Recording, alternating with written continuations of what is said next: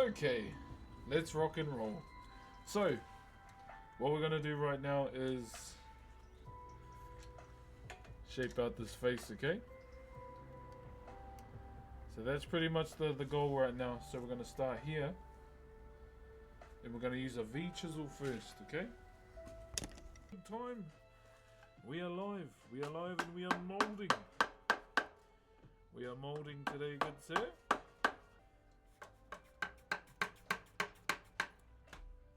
So it's just a matter of, dropping it all down.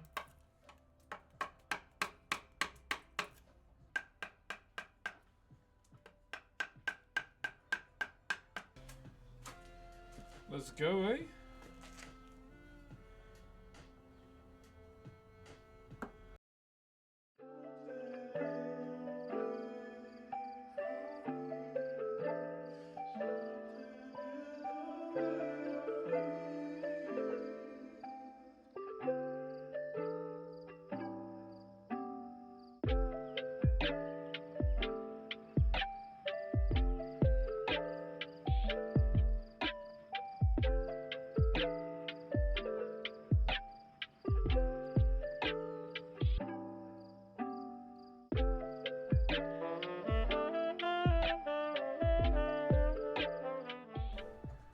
Are you self-taught? No, my uncle introduced me to whakairo at the age of 12 years old.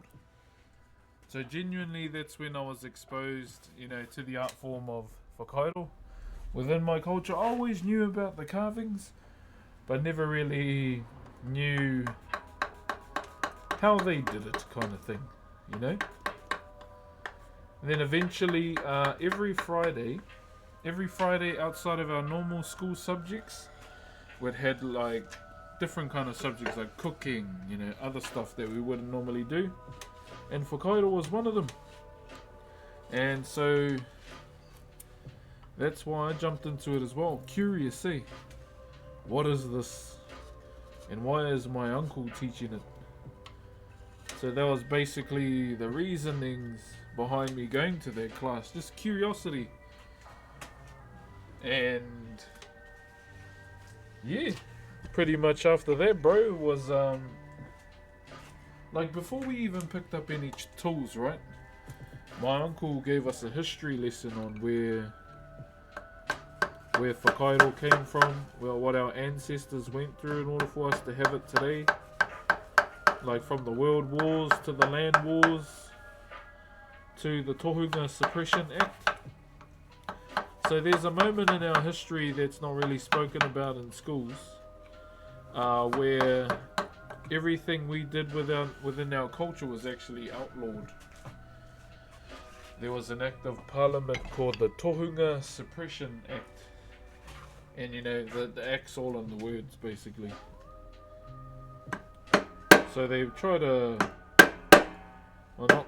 they did, by their own laws. They made everything within our culture illegal. But because our people are, even to this day are a bit of a fuck around and find out kind of people, we still have it today, just with the luxury of not trying to get shut down, although that is kind of happening in our people today as well, with the three big idiots that run the country.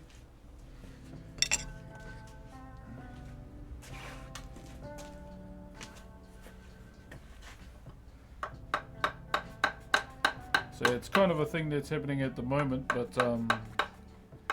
yeah, as a whole, man, we faced a lot of hurdles along the way in our history, like Māori history, because the generation that was supposed to teach the next, they went into war.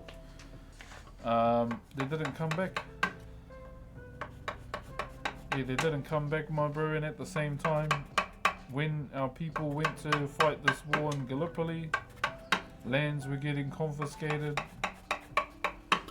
left, right and centre. So in a sense, bro, that was something that lit the fire within me. And where this art form actually comes from is from Tangaroa, our god of the sea. And he's the god of wood carving in our culture. You'd think it would be his eldest brother Tāne Mahuta, who is the god of the forest and all its living things. But no, it's actually Tangaroa, god of the sea. Like, there's many ways you can look at it, eh? From how the sea's doing its thing now to the story that's been passed down to our people. And keep in mind that this story actually has many different variations too. So a lot of tribes talk about this story, but they have their own variation of what the events that took place. So I can tell you that really shortly after I do this nose. Just want to get everything cleaned up.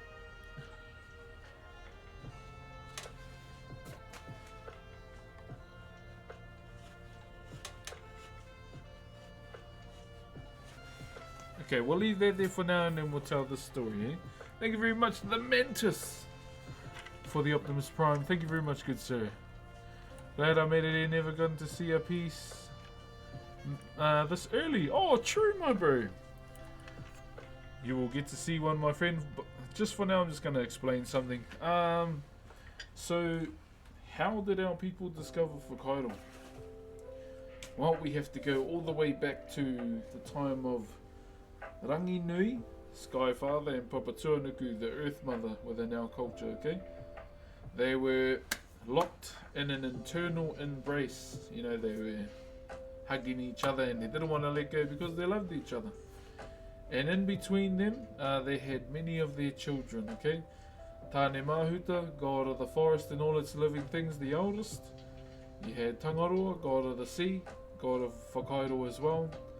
Then you have Tu Mātauranga, the god of war, who gets a cheeky mention in one of the Thor movies. Not Love, is it Love and Thunder or the next one? Yeah, one or the other. And then you have Tāwhiri Mātea, god of the winds and storms. And he's also the father of a star constellation we know as Matariki, or Pleiades, Sabaru, the seven sisters, whatever you may call it in your part of the world. And then we have Rongomā Tāne, the god of cultivated food and the god of peace as well. We have Haumie Tiki Tiki, who is the god of wild foods. Then we have also Ruaumoko, who is the youngest of all the gods within our culture, because he's still within the womb of his mother. He's the god of eruptions and earthquakes, pretty much, and the god of moko as well on my arm. So, and many, many other children that they had too, but within the story we'll stick with them. So, they're stuck between their parents, and it's dark, they can barely move. And there came a time where they all came together to talk about, okay, I'm over this, I want to get out. So they were done with the way they were living. They hated it, and it came to a vote whether they should separate their parents or not. And the only ones they voted not to was Tāwhiri Mātea and Ruaumoko, god of the winds and storms, and the baby out of all of them. Yo, Nectar! Thank you for the 1 year, my bro! The big Nectar. Thank you very, very much, kind sir, for the 1 year. Happy G-Day, my bro. Thank you very much for the aroha for the last year, brother. Thank you, man. We're just we've started a new piece today, and just we're talking a little bit about where Whakairo comes from. You may have already heard the story too. Thank you very much, my brother. How you been? How you been, my bro? Where was I? Oh, that's not good. Seeing one of those. It's praying mantis over there. You know what that means, eh? Someone is with child, and it's not me, because I haven't gotten any lately. So yeah, it's not me, it's someone. It's a fat ass praying mantis too. I don't know what it is. Like every now and then I'll always see one, like all the time. The biggest one I've seen, and it was in my mailbox because I got the fright of my freaking life. It was my palm. It was my whole palm. Where was I? Oh yeah, so they all came together to have a vote about, separating their children. Yeah, I haven't had any in a while, so yeah, it's not me, I can confidently say. Um, and the majority voted to separate their parents. And so, with that being said, everyone started, having a go at separating. Haumi e tiki tiki e rongo mā tāne tried. Everyone tried until it came to Tāne Mahuta. Tāne Mahuta being the eldest. So what he did, he turned around, he laid on his mother, and he stretched his hands out, and he placed his legs onto his father, so kind of like a leg press, and he started to push. As he was pushing, he felt the movement, but he didn't see any change around him. As he was pushing more and more, he could start to see, light start peering through some gaps around their parents, and he was like, what's this? So light started to come through, and it was getting brighter and brighter until he pushed one more time, and boom, he separated his parents. And just a big flash of light came into the world. So the three main colours that we use in our culture is red, white and black. So the black represents that moment, and the white is the light that came through. And then after the separation, an all-out war happened between those that disagreed to those that agreed. And so that's where the red comes in for our colours. And so when that happened, Tāwhiri Mātia got so fucked off, he got so angry, that he ripped his eyes out and he threw them to adorn the korowai, or the cloak of his father. And that's when it became, his two eyes flew up, split into seven, and they, adorned his father's cloak as matariki, or Pleiades, the seven sisters. And that's how those stars were born, or came into being, basically. And with those stars too, they represent different things within our culture as well. So we have a new year in our culture when that star constellation comes up, it's the Māori New Year. So you got Waiti and Waita. One represents the fresh water, one represents the sea water. Waipunarangi, my kids know all of these, not so much me. Yeah, they're the star experts in our house. I'm the wood one. But yeah, all these stars represent many different things. Hiwai Te Rangi is another star that it's like the wishing star. So when you look up at the sky and you see them, you put all your dreams and aspirations out there for her to hear, and hopefully they come true. And Pohutukawa is one of the oldest of the seven sisters. She's a star that is associated with death, so all our loved ones, all our loved ones that have passed on, basically that's the star you would look at and think of them.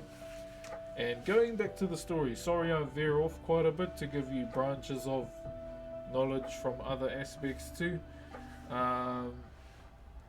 So when that happened, Tāwhiri Mātia pretty much said, I'm gonna fight you until the end of time. And as you see storms and winds, how it scars the land after a big cyclone, to us, that's Tāwhiri Mātia still fighting with his siblings for what he had done. Same with Ruomoko too, cracking the land, lifting the plates up, eruptions, that's him too. And so, from there, we kind of fast forward to Tāne Mahuta, who's creating the first human, who happens to be a woman. Yeah.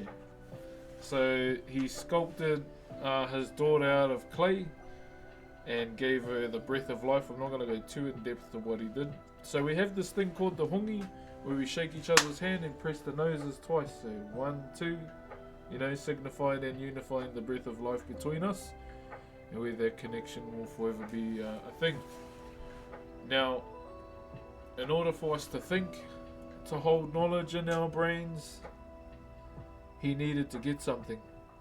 And that's when the next part of the story comes up, where he went to get Ngā Kete o Te Wānanga, which are the 3 baskets of knowledge in our culture, okay? So in order to get those, he had to ascend the many different heavens that we have. In our culture we got 12, we don't have one. And they represent different things. And so that journey began where he, started to ascend the heavens in the hopes of reaching Ngā Kete o Te Wānanga, which is the 3 baskets of knowledge again. Now, he wasn't the only one that was going for these baskets, okay? There was him and his brother. His name is Whiro, who is the god of negativity and bad insects, to say the least.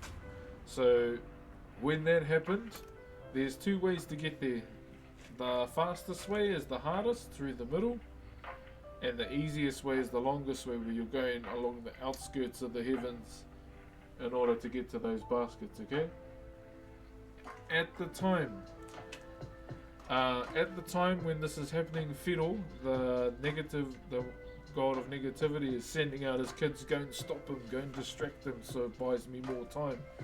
And he's fighting all these insects off and his kids, but he's still ascending. And then he gets to 1, okay? You know how in the distance you see a building and it's just peering above the land, like just a little bit? That's what he saw, and he stopped and he went, like it caught his curiosity. So this is kind of veering off again, but into the path that we're going with this story. So he turned around and he saw this thing poking out of the land or the heavens that he was in, and curious, he walked towards it, going to see what it was. And as this little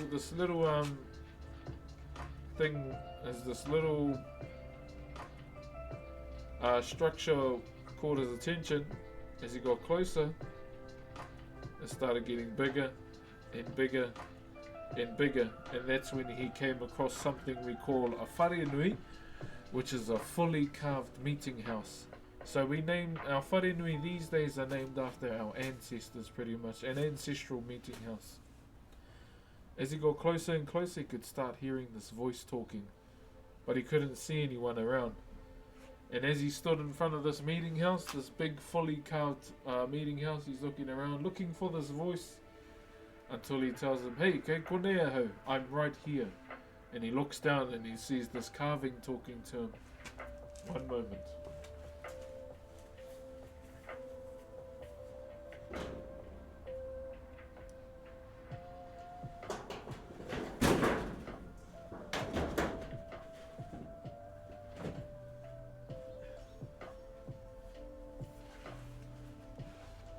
So, he sees a carving talking right at him, and it's called a tiko tiko. And basically what a tiko tiko is a 3-dimensional wood carving, okay? This is a tiko tiko here. There's a bit of grass on it. So that's a tiko tiko right there, okay? So this was sitting in the middle of the meeting house talking right to him, okay? One like this, not so much with the backboard on, but essentially this is what a tiko tiko looks like. A 3-dimensional wood carving. Now, his first question was,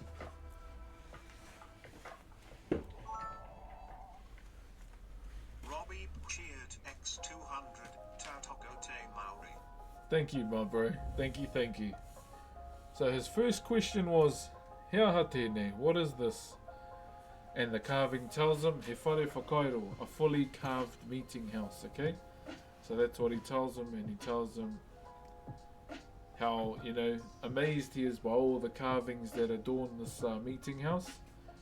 And so he turns around and he calls out to his brother, calls out to Tangaroa, "Ascend the heavens to me, my brother," And then Tangaroa hears him and he makes his way up to the heavens, and he meets Tāne Mahuta right there. And he goes, "What's this?" So Hea ha tēnei once again kind of channeling his curiosity as well. And so Tāne Mahuta told his brother, "I want you to make one of those down there." And that was the challenge his brother gave to him, to create a fully carved meeting house down on the earth. And so fast forward through this current story, he did receive the baskets of knowledge, because I can withhold this knowledge in my brain, think for myself, and tell yous as well. And so we fast forward to the time of man, okay? With two individuals by the name of Rua Te Pupuke and Manuruhi. Now there are different tribal variations of this, okay? Oh, thank you very much. Oh, how do I say that name? Gabe, but proud. Thank you very much, Brother Gabe, for gifting a sub. Thank you very much, kind sir. I appreciate you, my bro. Thank you, thank you. So, there are different tribal variations of this story, okay? And I'll tell them. So, the main one is Rua Te Pupuke and his son Manuruhi go fishing one day. And, to gather food, as you do. When they did this, he told his son, make sure you give your first fish back as an offering to Tangaroa. And as a young juvenile says, oh, yeah,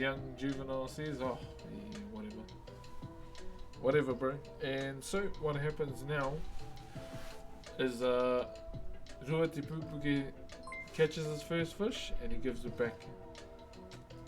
Thank you, Calvin, for the raid. Kia ora, bro. Hope you're doing good. Thank you very much, kind sir. Stay frosty, my bro. So he catches his first fish and he gives it back. And then after that he catches fish after fish, while Manuruhi is still trying to catch his first one. And unfortunately, no luck for him. And he asked his father, can I use your fish hook? And he told him, we've caught enough, we can go now, we don't need to be here anymore. But man didn't want to hear any of it, so he gave his fish hook and he left. And so Manuruhi cast it out one more time and he caught a fish, alright, but he kept it. And then he started catching, till eventually Tangaroa could see what he was doing. And then as he wind the line up to cast it out one more time, Tangaroa grabbed it and he pulled him down. He pulled him down to the bottom of the sea. And so as time goes by, Rua Te Pupuke is wondering, where the hell's this bloody boy? And unfortunately, he knew straight away when he got there, he was gone. The drag marks into the sea, he knew straight away he got taken. And so Rua Te Pupuke jumped into the sea to go and look for his son, swimming around until the same thing kind of happened to him. What happened to Tāne Mahuta? Something, just stood out, okay, at the bottom of the seabed floor. So he could see this structure, so he dove down to get closer and closer, and boom, yeah, he saw Hui Te Anganui. So that's the name of Tangaroa's meeting house, Hui Te Anganui. That was the name of the first fully carved meeting house that was made on the planet, pretty much. And so, as he got closer, he could see a lot of movement at the apex of the meeting house. And it was his son. He had been mounted onto the meeting house and he was turning into a tiko or a carving. And, utterly shocked at what he could see, he had to try and figure out how to rescue his kid. And it was a bit hard with all of Tangaroa's children around this meeting house at the time. So what he had to do was wait until the evening when they all seek refuge, in this meeting house as well. Something that I was always told about this meeting house, it was guarded by two whales. Ruamano and two Tarakauika are their names, and they're whales from out by where my wife is from. And one of my ancestors is actually named after that whale too, Ruamano. And he was a big man, he had dreads, and he was a warrior that fought with two toki or two adze blades. And what Ruamano would do when he was standing guard on the meeting house, he would slide up and down the barge boards, just going up and down and up and down. And then in the evenings they would go and patrol the sea. And that's something else that I was taught to, like another offshoot of the story for you guys. And so when the evening came, everyone, all the fish took refuge in the meeting house without knowing that Rua Te Pupuke was watching them. And so when the whales left to go and patrol the sea, that's when he came in and he blocked every single entrance of that meeting house except the front door. And don't at me, this is just what he did. He set the house on fire. And he stood out the front, waiting for Tangaroa's children to escape. The first one come darting out. He grabbed his patu and bang! Struck it on the head. And it was the flounder. So you see how a flounder is today? That's what happened. He struck it on the head so hard, the flounder is the way it is today. The next one comes darting out from side to side. Then he picks his patu up again, breaks every bone in its limbs. And that particular animal, or cephalopod, was the octopus, okay? And many other children of Tangaroa escaped too. Now as the flames were engulfing the meeting house, he swam up to take his son off the meeting house. And he was getting ready to go. And then he could hear two voices inside the meeting house, which was, pretty, like, it caught him off guard. And these two popo, or these two-dimensional carvings, are called Wheri and Whera. They're mentioned throughout all of carving, these two, because they are the only two carvings that human eyes saw that could talk, like the one up there. And unfortunately they fell to the flames, and so Rua Te Pupuki basically took all the ones from the front and took them back to the surface and started replicating what he could see. Yo, Cape, thank you for the 25 months, my bro. Brother, I hope you and the family are well. Pes high, pes high. We're doing good, my bro. We're doing good. The kids are at school. We got an early start onto the stream, which I'm very grateful and happy about. I love my early starts, my bro. And yeah, we're getting some more work done. Bro, see, Pez has been killing it, on the streams. And once again, thank you for the 25 months, my bro. Thank you, thank you. And so, where are we? Oh yeah, so he takes the carvings back to the surface to learn, like, replicating what he could see to the timber. And that's how the first carver came about from him. The tribe he's from is called Rongo Whakata, and they have some immaculate carvings down there. Another variation of this story is from my tribe of Tūhoe. It's all the same, except instead of the son getting kidnapped, it was his pet tui that was taken. So a tui is a native bellbird. And another variation, all the same, except instead of carvings, it was fully designed, like panel boards instead of carvings. So yeah, each tribe, has their own variation of the story, but it all comes about the same thing, the discovery of Whakairo. And so, besides all the offshoots that I just told you, that's basically how our people discovered it. And, as time moved on, as we were using stone tools, tribes developed their own tribal styles, and then Captain Dickhead come along with the steel chisel, and our art form only got more intricate as well. So yeah, Whakairo, ladies and gentlemen, that's the first thing we got told on our first day of carving with my uncle. So the many whys I have as to why I keep doing this today. Number one, my uncle's legacy is something that I always take seriously. Now that he's gone to it, just, even more, I take it even more seriously than I ever have before.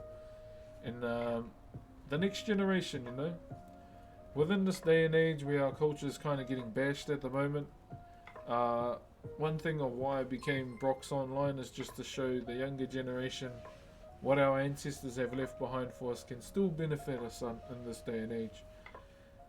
Reason number 3 is for all those that went through all the bullshit,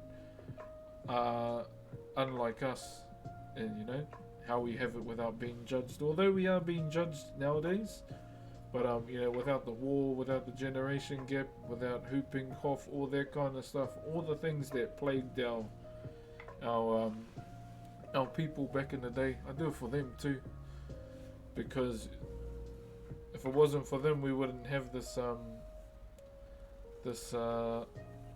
or we wouldn't have our language and anything within our culture without them. And another reason is for all those that bash my culture as a big fuck you, haha, I still got my culture as well. So yeah, those are my reasonings why I continue to do what I do today. Like even when I left home at 16, I was still carving. Yeah. But yeah, that's the main reason why I became Broxh 2 is for the younger gen.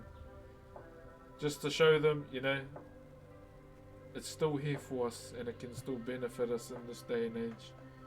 And the iPad stage of life. So yeah, hope there wasn't too much information about where carving came from. And yeah, just a little bit about me.